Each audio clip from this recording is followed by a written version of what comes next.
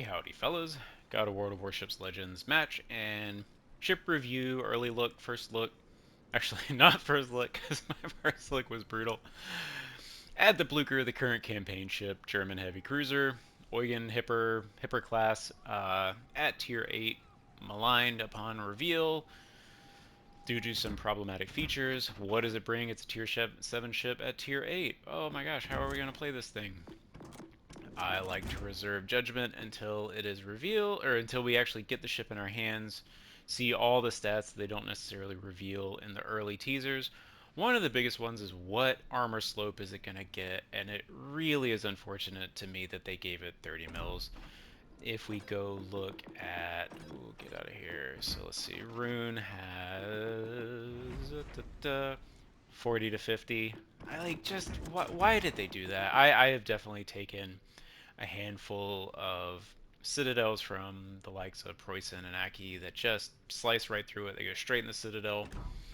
That's really annoying. I already set it to 7. And if you take a look at Eugen, Eugen has 40 mil deck slopes that will bounce Musashi, the Yamato Musashi shells. Slopes are like all a little bit different geometry, and that's going to have like slight variations in actual efficacy and etc. etc. But on the whole, that is one of my biggest disappointments in the ship. Why did they give it 30? Why, honestly, even 32, because Preussen and all the 457s wouldn't auto pin. It's such a bummer. I'm sure they did it on purpose. I mean, they know that's not an accident. They know exactly what they're doing with those armor levels. So, that is rough at tier 8. That is rough. Way more so, whatever, 27 millimeter plating everywhere. Yeah, you can bounce 20 or 15-inch guns, and you got that little, some parts of it that you could bounce, but you're still gonna take full pins. But that Citadel, that really. Blah. Other thing that I am bummed about is the repair party. They said it was improved. The only thing that's better about it, it's actually like a worse than average heal. It will repair, I believe, 30% rather than 10% citadel damage, and that's just not enough. This is an anemic repair party. If you look at the rune, oops, the rune gets a much better repair party. I like what for a ship that has an improved repair party. It's actually worse. It's actually worse. And if it like I'm not gonna berate this thing all day, because at the end of the day, it is actually a fine ship. It's not. None of these flaws are unplayable. There's ships like Minotaur and stuff like that that get overmatched. Or Hector, except that Hector's, ooh Hector, you know, they're light cruisers that get overmatched by everything. So it's not nothing, but it is frustrating. What are the good things? The guns are good. The AP is very spicy, Soviet-esque. Doesn't quite have the pin of the Petropavlovsk. This is one of the things that I noticed a lot. The penetration on the AP I found somewhat problematic. I could get some really meaty whacks on stuff, but then I could also still get some shatters because this is an amazing pin at range. The Petra is like 900, 400. It keeps it up really high. This, not so much. This has better damage, much better reload, fewer barrels, but and it actually has better pin angles. It gets the kind of more normal Soviet pin angles and almost the same fuse time. It's like 0.003 seconds difference.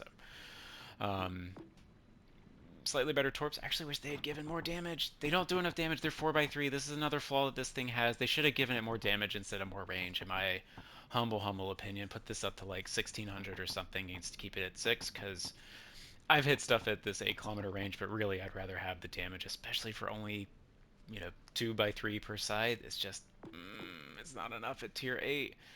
Handling is good. These are some of the soft stats that I always think about that we don't have yet. The rudder shift is actually stays fairly good.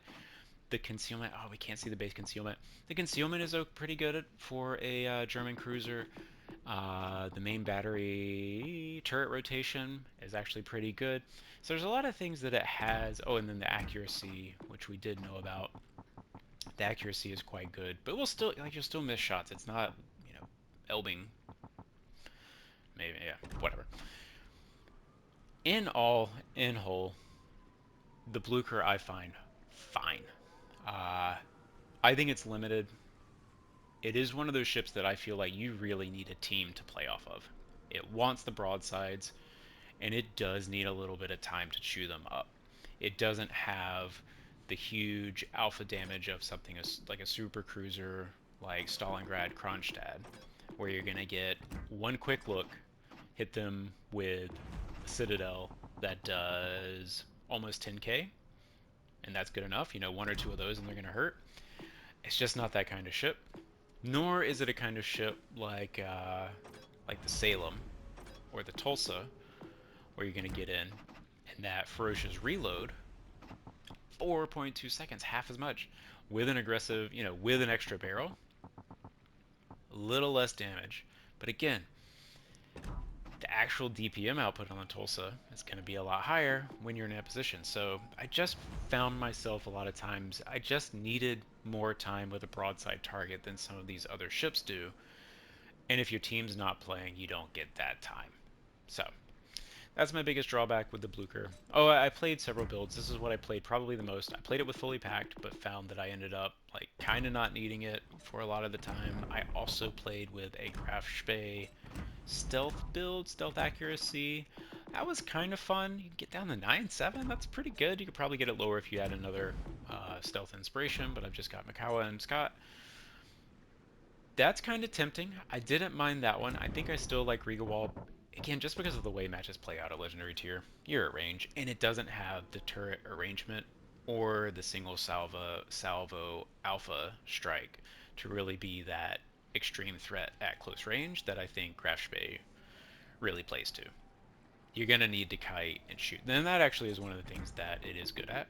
Kiting, got a good engine boost. The engine boost is fantastic. That's probably the biggest reason I would run fully packed is extra engine boost. It's really nice. Yeah, kiting and chewing, you just need time to get the guns doing damage. They're good guns. They're not fantastic. I've been playing a lot of like Plymouth, Elephant, Pizharsky, Stalingrad, things that really do have that next level AP characteristics. Blucher's not quite in that threshold. It's good. It's good AP, but it's not fantastic AP. So, anyway, oh, I show you my stats. I was at 22% at one point, so applaud me for bringing that hunk of junk up. Some of it's just matchmaking.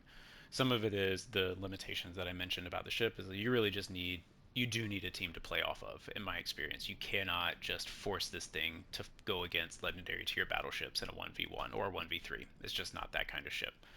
And then I had probably 2 or 3 or 4 really close matches that could have easily gone either way and then just ended up being a loss. So just the vagaries of matchmaking. I did want to play it more until I actually got it the positive, because my first pass of the review, I was pretty down on this thing. But we have bumped it up a little bit. And you can even see, I mean, my stats I don't think are next level fantastic, but 1.5 ships destroyed per match, 1100 average damage, almost 2k average XP. I think that's pretty good, so I think it'll continue to climb a little bit. It's certainly a functional ship. It's not going to be my new favorite at tier 8. So that's it. On to the gameplay. Alright, here we go on Repost. I am going to do 2 matches. Again, because this ship I find problematic, this isn't just like a glowing review. I'm going to show you the best match that I've had in it, which does have some flaws, both on my team and the enemy team. And then another match where I think really illustrates some of what I see as drawbacks of the ship. I've tried to speed up parts where there's not much action happening, so that it doesn't drag on too long. It's still going to be a longer video, but hopefully you're still here. So, yeah, we see, you know, what is that? Marceau, yeah, Marceau going in on the Shima. Your AP will definitely arm on destroyers. I've had enough instances where I have shot AP and HE. I tend to just keep the AP loaded unless you are very close to a destroyer or likely to be fighting a nose in. Frustrated. My team's on the island. Sorry, what was I saying? just keep the AP loaded unless you're very close to a destroyer or against a nose-in heavy target for a long period of time. And you can see again... Oh, hey, Death Strike, that's nice, actually. You know, what... Trying to get to the broadside of the Michelangelo. I need those broadside shots. If he's not broadside, yay, 1 Citadel. If he's not broadside, you know, it's gonna take a long time to damage him down. But he is. First salvo was good with the Citadel. Second salvo, very unimpressive. Michelangelo has a little bit of wonky armor. Hey, dodge that shot. Another salvo that's just not quite there, even with the improved accuracy. I found that often enough where it's just like, ooh, it just doesn't quite hit the way that I want to. And I think that's to my point that I made about this versus something like a super cruiser, which is going to take a big slap and then wait a little bit. Yeah, so Citadel. But again, still, it's like only one, you know, just not those big booming punches that I really want to see. 5 pins, but only 5,000 damage. I don't know if some of those were in the guns or what. But this is very emblematic. Yeah, so, yeah, probably some more in the guns. This is the kind of stuff that I found a lot. You're definitely going to get some chunks, but I'm not just absolutely blasting things. So it's a ship that needs some time to get its damage going. Yeah, pushing in. There's a Shima over here somewhere, but I'm looking at my team, I'm looking at their team. They've got a cap already. They're pushing into B. Our team is all behind the island. Like, I just gotta go. I can't care that there's a destroyer in here. I just need to go for it. Nice whack on the Delaware. I'll take 9,000 on an angled target. That's totally fine. A little, you know, must have been moving there. Barso goes down. Whatever. Yeah. These are the kinds of matches I was seeing basically the whole time that I played this. It's just like, what is going on? We've lost 3 destroyers in 5 minutes. The thing that saved me in this one is, you know, red team's even worse. And that's something that can always happen. I'll try to remember to touch on that in a little bit. But just again, philosophically, both in life and in the game, you know, don't quit. Like, oh, it got hard or people didn't do what you want to do. I've run into too many people recently that just, it's a little hard and people aren't doing what they want them to and just instantly give up. I'm super free. You see, looking at my team that's still staying over there. I'm really annoyed about that. Like, come on, guys, get in the fight. Like, sure, it's hard. I'm running into a Delaware that overmatches me, but it's time to go. Like, we can't just sit here. But yeah, don't just quit. Even when things aren't going the way you want, even when things are, yeah, someone bails on your flank or does, like, whatever. Don't just quit. Trying to get cover from this Burgom. Trying to get cover from the Delaware. Trying to finish this cap. That's gonna be, hey, that's not even from the Burgom. That's from something else. Those were not French battleship shells. Just like, if we don't take a cap, if we don't have anything right now, this game is a loss. You know, we can't sit here with them with 2 caps for minutes at a time before our team. They're annoyed with me. It's like, I'm annoyed at you guys. Get out. It's like, I can't even tell how many ships are right there. I think it's still 3 because they're so close together. You guys have got to get out into the game. My gird. Hey, look at this. It's a battleship that we can bounce. Ooh, and some lag. That's fun too. Look. About the armor. I get annoyed. I get frustrated that people have this hyperbolic commentary about different aspects of the game to the point of it undermining the point.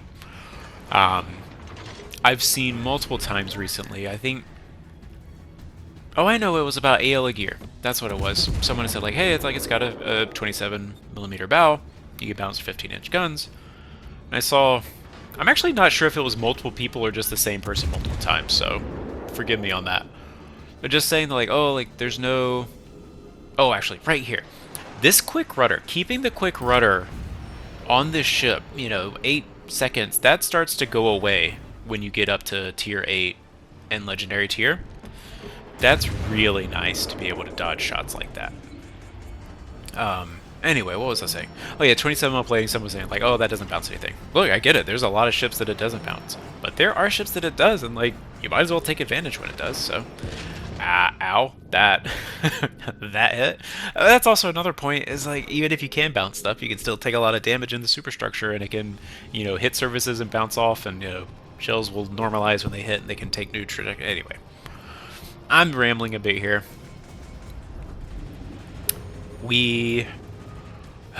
Ships are still kind of there. I think it looks like one maybe came out. Still kind of hard to tell who's there. I want to get this Delaware. The one saving grace of this match right now is that he has not managed to cap. And then I guess somebody radars, so maybe that's, I guess it's the Mino over there is really worried about getting hit because he doesn't have smoke.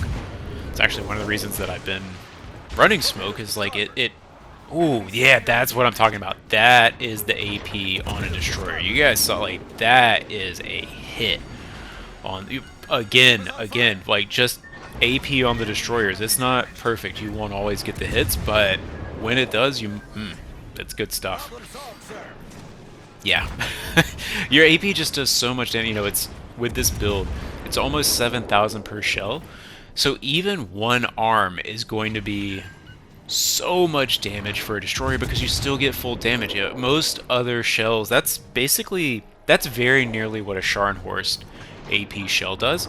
And of course it's over the, you know, whatever, I don't know what you would call it, the like maximum caliber where destroyers will still take full pin damage. They will only take over pin damage. I think it's 280 millimeters. It's basically Scharnhorst guns and up. Will only do over pin damage to destroyers. This is 203, well below that. And they do almost 7,000 damage per shell. That is a lot of damage for a destroyer to take a third of. You know, it's over 2,000 per shell. That's meaty. To another point, you can see the shell shattering on the Dragon. I think, you know, I think it's like spaced armor or torpedo bolt. I don't know the exact plating that I'm hitting that's shattering it there, but that's, you know, that's another thing. Like we don't get through, we don't slice in, even though we're at relatively close range. We don't slice in Citadel or Burgon at kind of, I would call it medium close range. It's just not that kind of ship. Got 122,000 damage. I think this is a good match at this point, but then we realized this Hindenburg is probably AFK. He's not actually zeroed out at the end, so he's still here. He just stopped playing. This is kind of the point I was making earlier. I think they could have won if this guy was playing. If he had looped back around to C, there was a lot of meat for him to pick up and to flip that cap instead of just sitting here at this island. 10k on him, knock some turrets. This, I specifically left this in. You know, it is always frustrating to show you a match that has an AFK ship, but you can see with the turret knocks and the citadels on a slightly angled Hindenburg, kind of shooting at that front part. Like, the guns are good, don't get me wrong, they can be very good. Oh yeah, black one, get another citadel. But it really, like, you gotta think about what targets you're likely to face in a tier 8 legendary tier match. Like, oh yeah, 3856. All right, I wish it had been 4K, but not quite, not quite.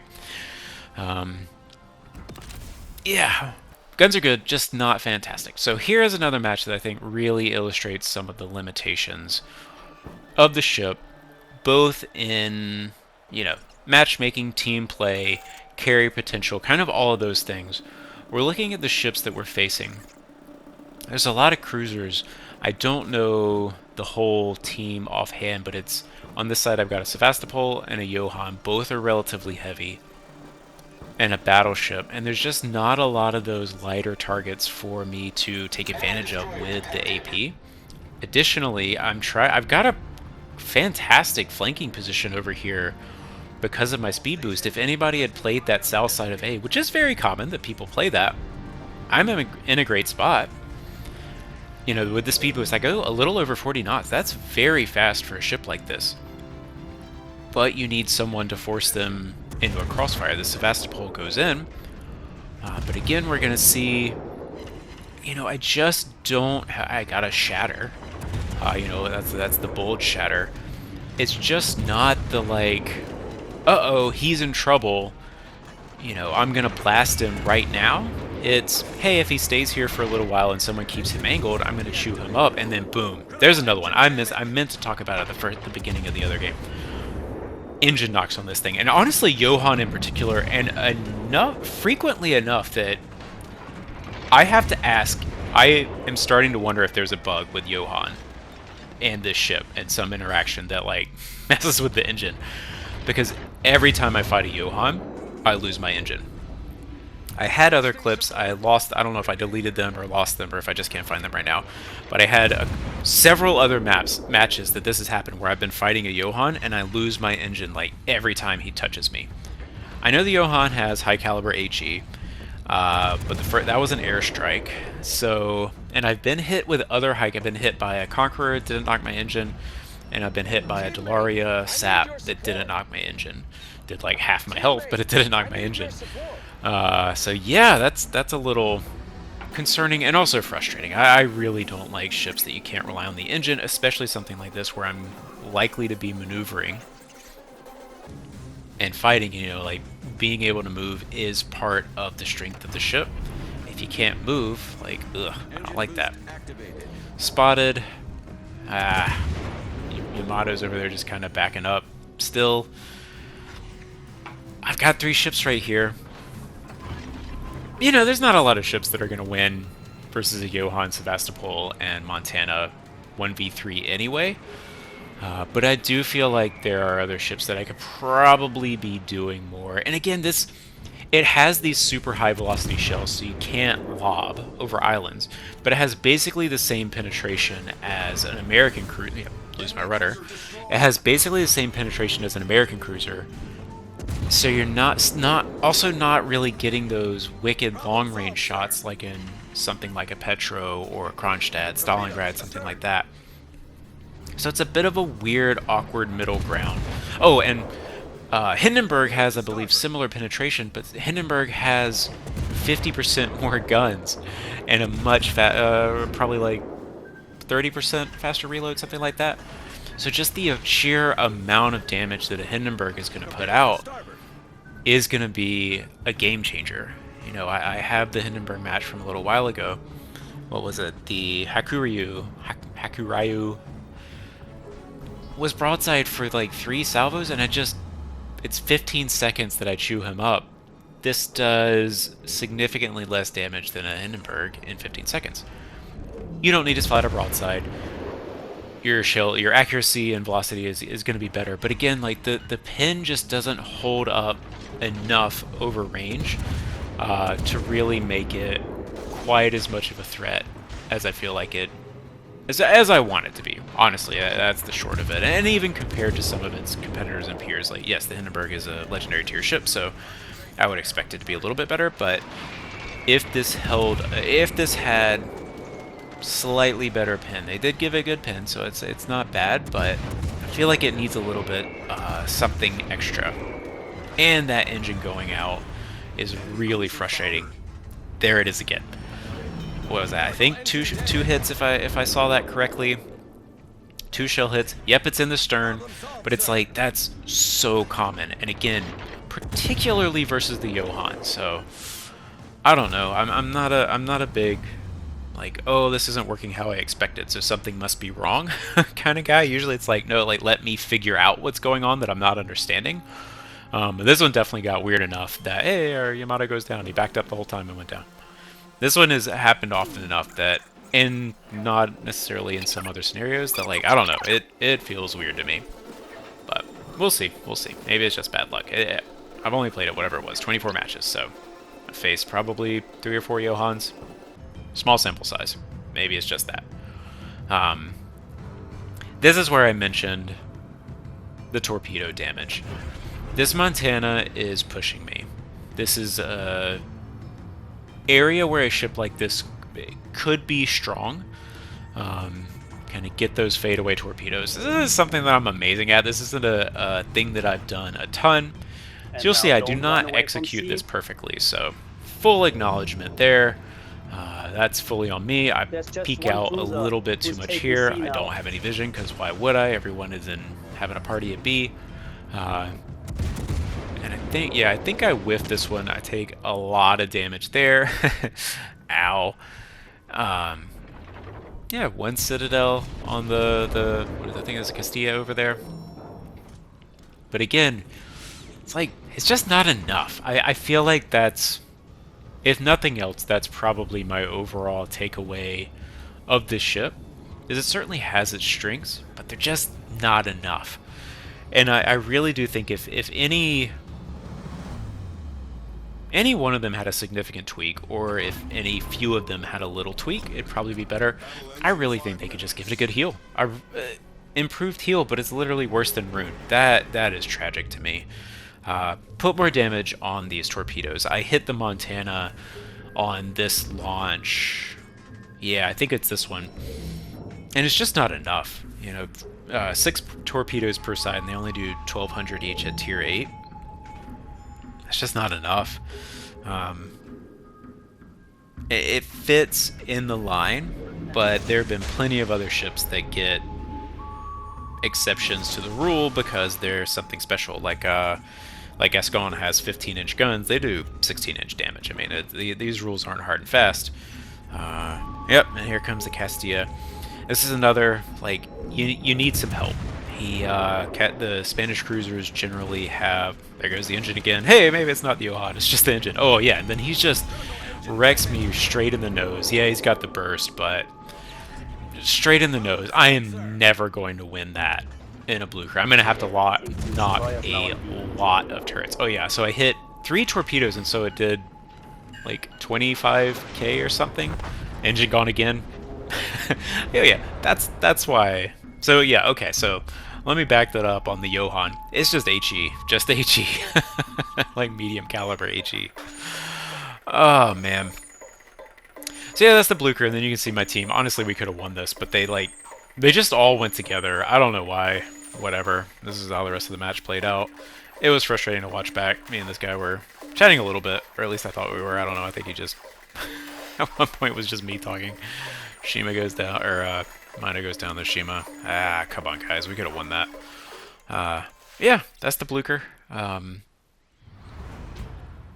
We'll see. We'll see. Alright, better heal. Come on. Just give it the better heal. Give it a real better heal. That's what I want. That's the thing I want. Make it a heal. Yes.